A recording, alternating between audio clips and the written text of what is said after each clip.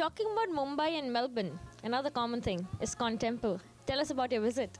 Oh yes, and considering I have lived all my life in Mumbai next to the ISKCON temple, this visit was just so beautiful and so calm and peaceful. And it also I must mention that I come from the city of Mathura. My parents come from there. So the Vrindavan connection to ISKCON, the Juhu connection to ISKCON, and the Melbourne connection, I think it doesn't get more home than this.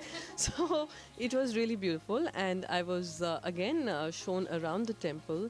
And like I said, I was told that there were 15,000 people for Janmashtami that they managed to get into the temple. So it's just so beautiful, and just it's good to see that our temples are also managing to find space in this multicultural pot that we have in Melbourne. Absolutely, we welcome you home again. Let's see how your trip has been at home. Tell us about the purpose of your trip. You'll be going around Australia. Yes, so I was here for a youth delegation program where we are talking about how we can build Australia-India relationships better. So we are going to be talking on synergies between Australia and India on health issues, on education, and many other activities that innovation is another area that we could connect on. And considering that Australia and India have a good business relationship going, we are I think India is the 7th trading partner in that list. We would probably want to bring it to top 5 destinations for business. So this kind of there's a connect which needs to be established further. So that is what I was here for. It was very interesting to see the the interest people had in meeting me too.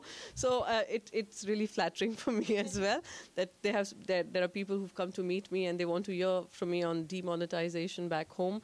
And considering that even Australia is looking at demonetizing its currency, I think it would bring a better perspective and narrative as to how India has tackled it and how Australia plans to go about it.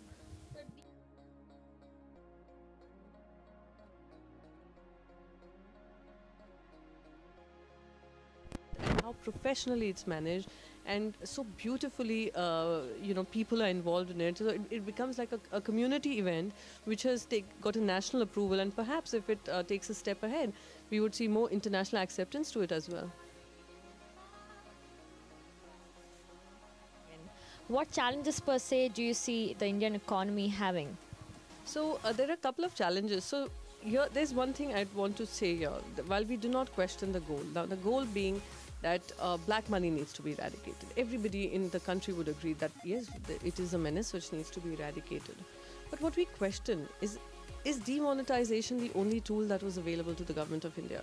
Considering you wiped out 86% of the currency that was in circulation, considering India is still now driven by a cash economy, 90% of the trade that happens is usually via cash. It's usually a cash-run business. Without having the infrastructure in place for digital economy or to address the challenges that when you wipe out 86% of the currency, how do you plan to remonetize the nation? So those were the questions that came post demonetization was announced. I always, whenever I debate this, I would have hoped that the Prime Minister, before announcing this, would have a game plan in mind, would have a plan of action in mind. We wouldn't see needless deaths happening. We wouldn't see these needless queues happening. We wouldn't see an entire collapse of retail sector. We've got the IIP index which shows, almost a collapse. We are seeing a GDP figure coming down to 2%, 3%. So these are the questions that arise. While the goal is, commendable, but how do you go about achieving that goal? Was that the only tool? And how did you go about feeling that that was the only tool available to you is something that we ask of the government today. Absolutely. I'm sure there's a lot more for us to discover as the time comes, but it's always great to get in perspective. So thank you so much for your time. We wish you all the good luck, and I'm sure we'll see you home back again. Thank you so much. Thank you. All the viewers of Biscuits Entertainment, considering this is a brand new venture coming from Australia by 2 very passionate Indians, I want you to follow it, like it, and love it, and encourage it as much as you can by adding more viewership to this. Thank you so much for having me on your segment. Thank you.